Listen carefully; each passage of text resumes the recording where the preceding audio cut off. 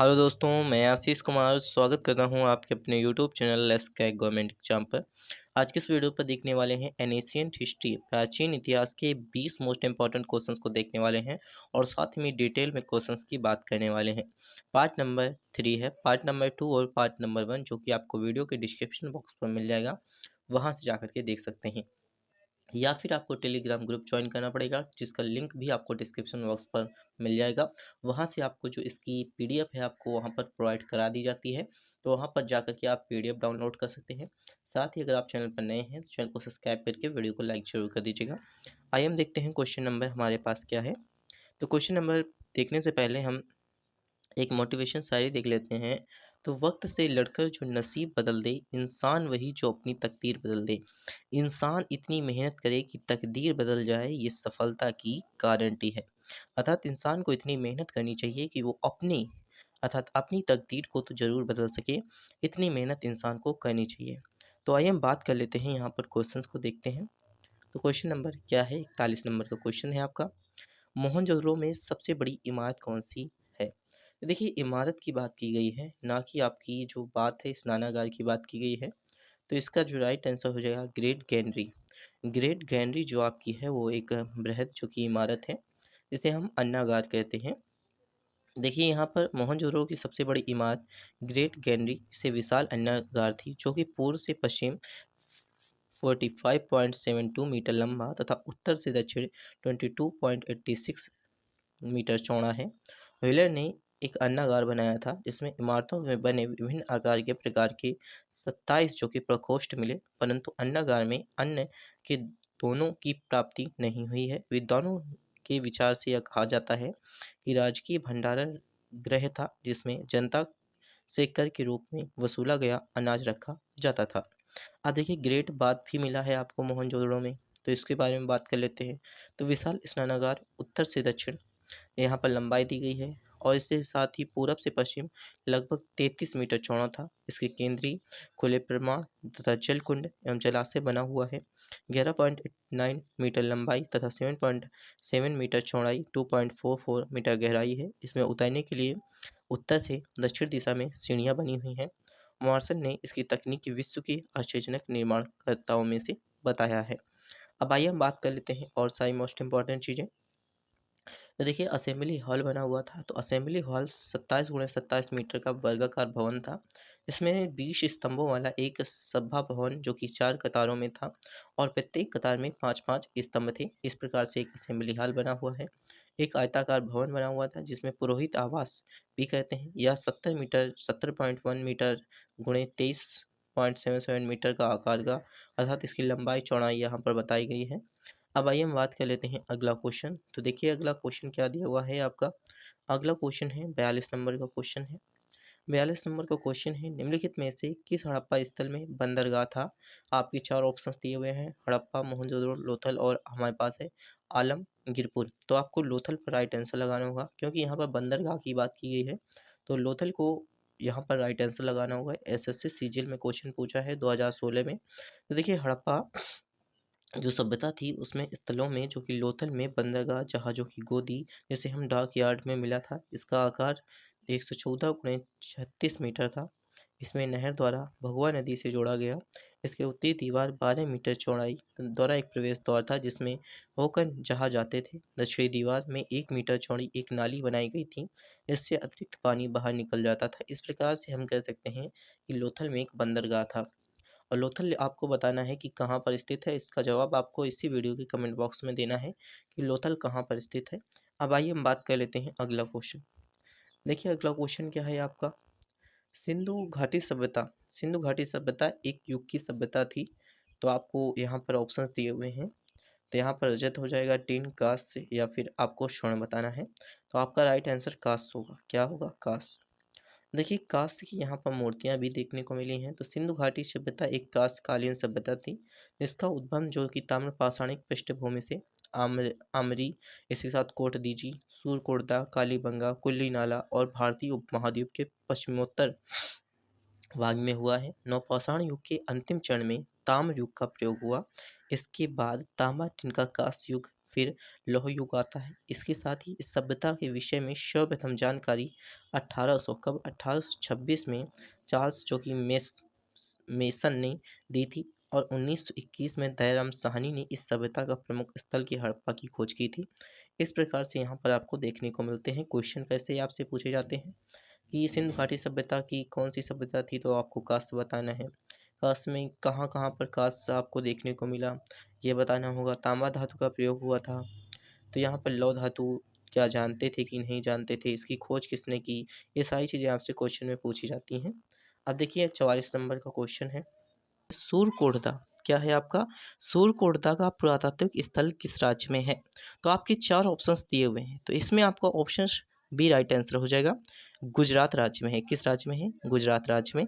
SSC CPU में question पूछा है आपसे, या फिर आरआरबी ग्रुप डी में भी क्वेश्चन आपसे पूछा गया है। अब देखिए उसको डिटेल में देख लेते हैं। तो सूर्यकोटदा का पुरातात्विक स्थल गुजरात राज्य के कच्छ जिले में स्थित है। इस स्थल में हड़प्पा सभ्यता के विस्तार के भी प्रमाण देखने को मिले तथा इसकी खोज कब हुई, तो 1964 को हुई, जो कि जगपति जोशी द्वारा इसकी खोज की गई। इस सिंधु सभ्यता के पतन के अवशेष भी देखने को मिलते हैं। यहाँ से प्राप्त महत्वपूर्ण अवशेष घोड़े की अस्थियां और एक अनोखा जो कि कब ग्रह है। अब लोथल भी आपका जो कि गुजरात ही राज्य में है। तो सिंधु सभ्यता का एक बंदरगाह था जो कि स्वतंत्रता प्राप्ति के पश्चात हड़प्पा संस्कृति के सर्वाधिक स्थल गुजरात राज्य में खोजा गया था। अब आइए हम बात कर लेते हैं अगला क्वेश्चन। देखिए अगला क्वेश्चन आपका मोस्ट इंपॉर्टेंट है। पाकिस्तान के किस प्रांत में प्राचीन सभ्यता का स्थल मोहनजोदड़ो स्थित है। तो देखिए मोहनजोदड़ो जो है वो आपका बलूचिस्तान में है, जो कि आपके सिंध प्रांत में आता है। तो सिंध प्रांत आपका राइट आंसर हो जाएगा। यहाँ पर देखिए मोहनजोदड़ो को सिंधी भाषा का अर्थ मृतकों का टीला कहते हैं। यह मोस्ट इंपॉर्टेंट है।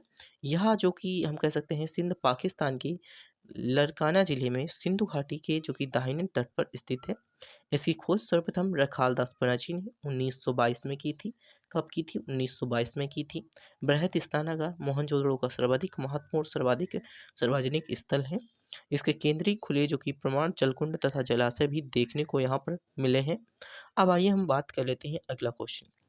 देखिए अगला क्वेश्चन आपका क्या कहता है, 46 नंबर का क्वेश्चन हो। देखिए ये मोस्ट इंपॉर्टेंट है। निम्नलिखित में से सिंधु घाटी सभ्यता का एक बंदरगाह शहर कौन सा था।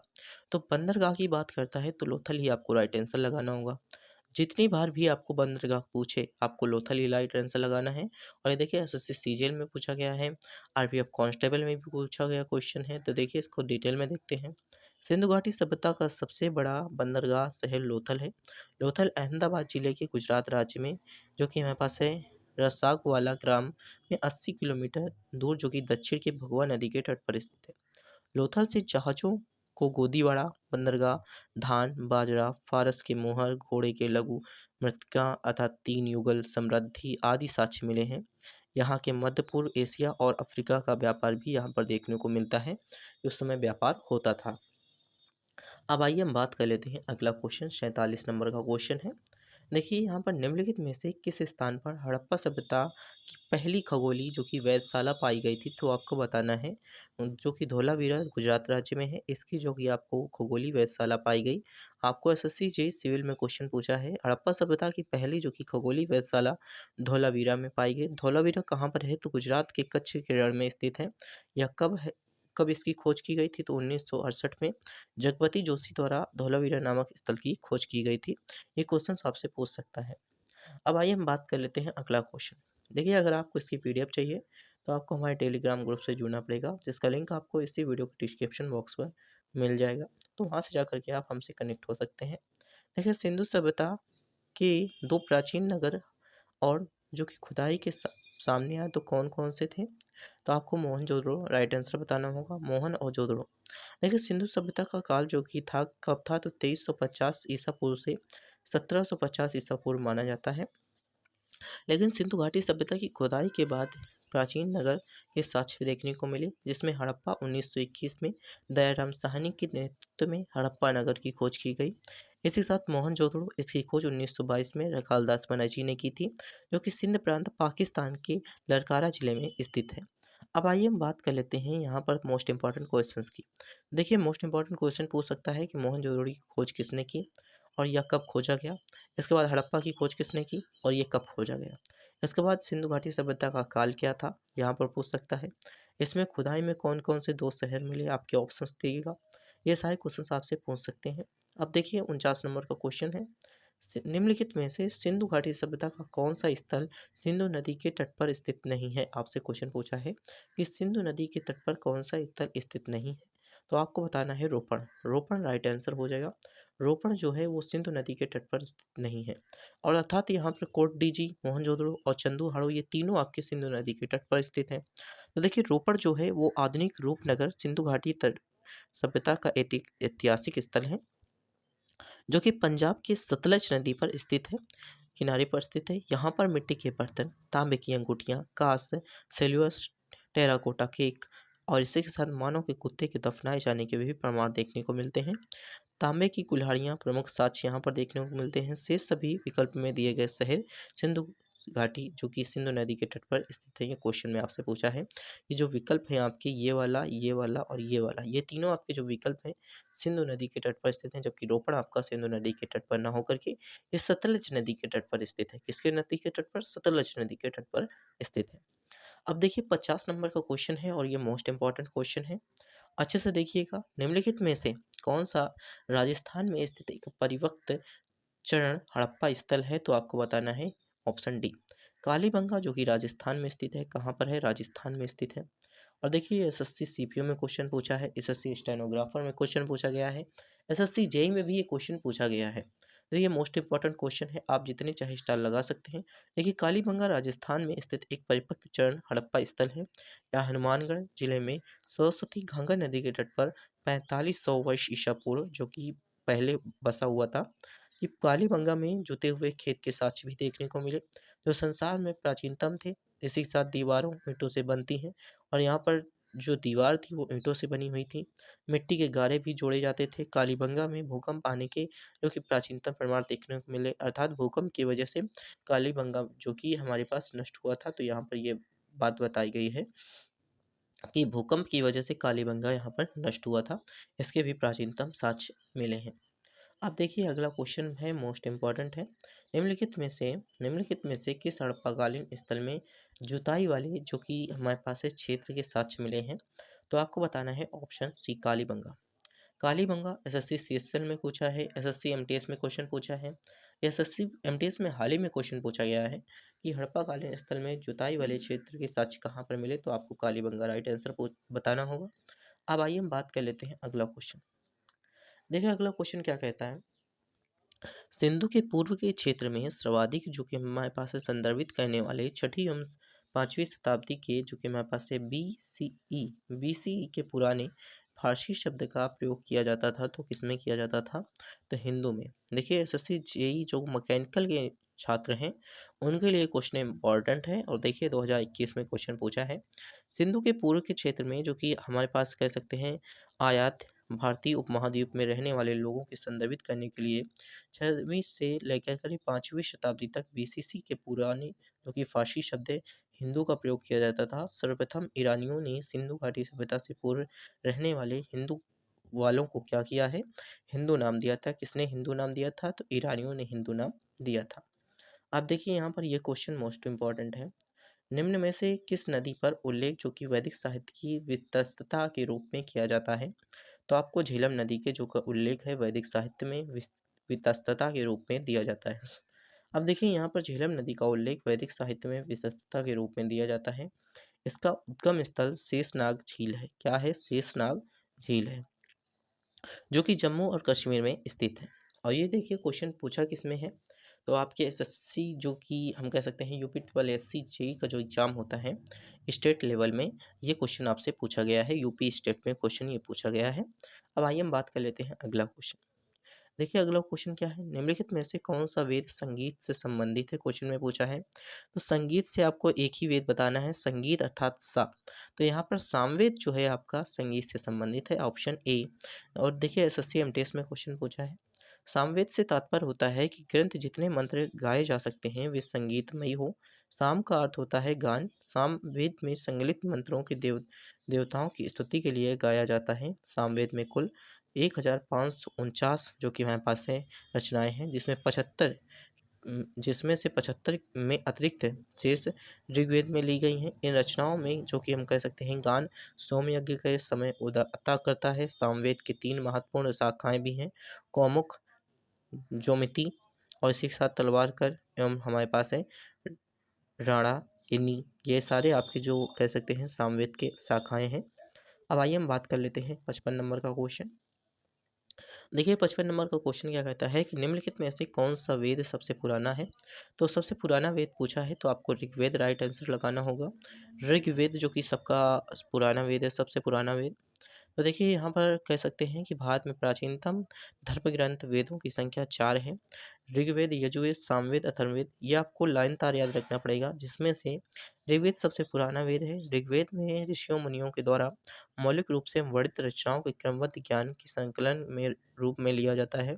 इसमें 10 मंडल हैं, 1028 आपकी कितनी है सूक्त है, और एक जब 10,462 जो आपकी रचनाएँ हैं। तो यजुर्वेद जो है इसमें मंत्रों एवं बलों का विधियों का बताया गया है।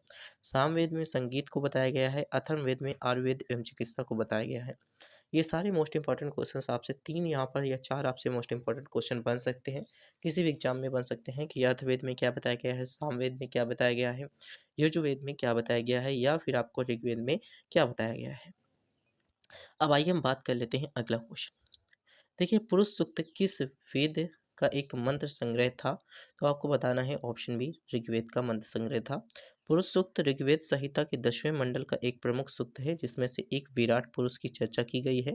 इसमें उसके अंगों का वर्णन हुआ है तथा इसको वैदिक ईश्वर के स्वरूप मानते हैं। तो आपको एसएससी सीजीएल में क्वेश्चन पूछा है और आरआरबी एनटीपीसी में भी क्वेश्चन आपसे पूछा गया है, और ये शायद आपके एग्जाम में पूछा भी जाएगा, क्योंकि आरआरबी एनटीपीसी का एग्जाम आने वाला है। अब आइए हम बात कर लेते हैं अगला क्वेश्चन। देखिए अगला क्वेश्चन क्या कहता है, वैदिक कालीन जो कि हमारे पास है चतुराश्रम व्यवस्था के अनुसार पारिवारिक अवधि के लिए निम्न में से किस पद का प्रावधान किया गया। तो आपको बताना है ऑप्शन डी, गृहस्थ पद का जो कि प्रावधान किया गया। एसएससी जेई, एसएससी एमटीएस, ये बहुत सारे एग्जाम में क्वेश्चन पूछा गया है आपके। वैदिक कालीन चतुराश्रमय व्यवस्था के अनुसार मानव जीवन में 4 आश्रमों को बांटा गया है।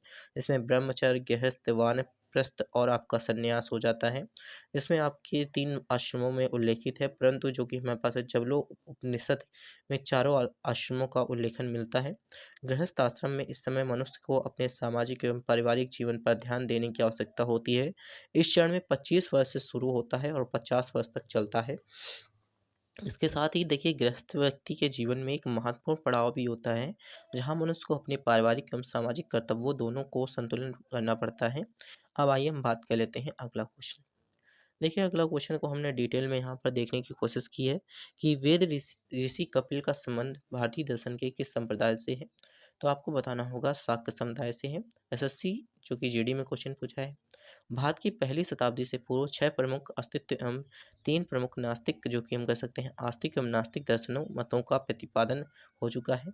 आस्तिक मतों में जो कि शरण दर्शन सिद्धांत कहते हैं, जबकि जिसमें साख्य, योग, न्याय, वैश्विक मीमांसा और वेदांत शामिल हैं। जबकि शाक्य दर्शन में प्रवर्तन कपिल मुनि थे। इस दर्शन में भारत के प्राचीनतम दर्शन माना जाता है। इस दर्शन में प्रकृति के प्रथम तत्व माने जाते हैं। तो देखिए हम बात कर लेते हैं छयो दर्शन कौन से हैं और किसने दिया है। तो देखिए यहाँ पर जो ऋषि कपिल थे, इन्होंने दिया है आपका शाक्य दर्शन। इसी के बाद हम योग दर्शन की बात करते हैं तो महर्षि पतंजलि ने, न्याय दर्शन महर्षि गौतम ने, वैश्विक दर्शन महर्षि कणाद ने, मीमांसा दर्शन आचार्य जो कि जैमिनी ने, वेदांत दर्शन महर्षि जो कि मेरे पास है बादरायण ने दिया है। इसी के साथ आइए बात कर लेते हैं अगला क्वेश्चन। ऋग्वेद कितने पुस्तकों में विभाजित है। क्वेश्चन में पूछा है आपसे कि ऋग्वेद कितने पुस्तकों में विभाजित है। तो आपको लगाना है बी राइट आंसर, 10 पुस्तकों में विभाजित है। एसएससी जीडी में क्वेश्चन पूछा है ऋग्वेद जो कि यह प्राचीनतम वैदिक ग्रंथ है, जिसमें आपके 10वें मंडल हैं, 1028 सूत्र हैं अर्थात श्लोक हैं, और 10,462 आपके मंत्र देखने को मिलते हैं। इसमें वर्णों में ब्राह्मण, क्षत्रिय एवं वैश्य शूद्रों का उल्लेख भी हुआ है। इसी के साथ आइए बात कर लेते हैं अगला क्वेश्चन। देखिए अगला क्वेश्चन है आपका 60 नंबर का क्वेश्चन है। निम्नलिखित में से कौन सा उपवेद ऋग्वेद से संबंधित है, आपको बताना है। 4 क्वेश्चंस दिए हुए हैं, तो यहाँ पर आयुर्वेद जो है वो ऋग्वेद से संबंधित है। आयुर्वेद मतलब आपका आर्य मतलब यहाँ पर कह सकते हैं कि आपको जो मेडिसिन्स की यहाँ पर जानकारी आयुर्वेद में देखने को मिलती है। तो उपवेद वेदों से संबंधित माने जाते हैं। ये 4 वेद हैं, आयुर्वेद, गर्भवेद, धनुर्वेद और शिल्पवेद। आयुर्वेद ऋग्वेद का उपवेद है। इसकी चिकित्सा संबंधी ज्ञान का वर्णन होता है। और एसएससी जीडी में क्वेश्चन पूछा है, यूपी ट्रिपल एससी में क्वेश्चन पूछा है। तो इस प्रकार से हमने देखिए यहाँ पर 60 क्वेश्चंस आपके साथ कवर किए। कितने क्वेश्चंस आपके साथ कवर किए? मैंने 60 क्वेश्चंस आपके साथ कवर किए। देखिए, अगर आप चैनल पर नए हैं तो चैनल को सब्सक्राइब करके अपने दोस्तों के साथ शेयर ज़रूर कर दीजिएगा और उन्हें भी कहिए कि चैनल को सब्सक्राइब करें और अच्छे तरीके से एक नॉलेज को आपको यहाँ पर इस चैनल के माध्यम से दिया जाता है। तो प्लीज़ लाइक ज़रूर कर दीजिएगा वीडियो को, ताकि आप में भी अच्छा से अच्छा मोटिवेशन मिल सके और आप तक एक अच्छा से अच्छा कंटेंट पहुँचाने की कोशिश कर सकें। Thanks for watching this video.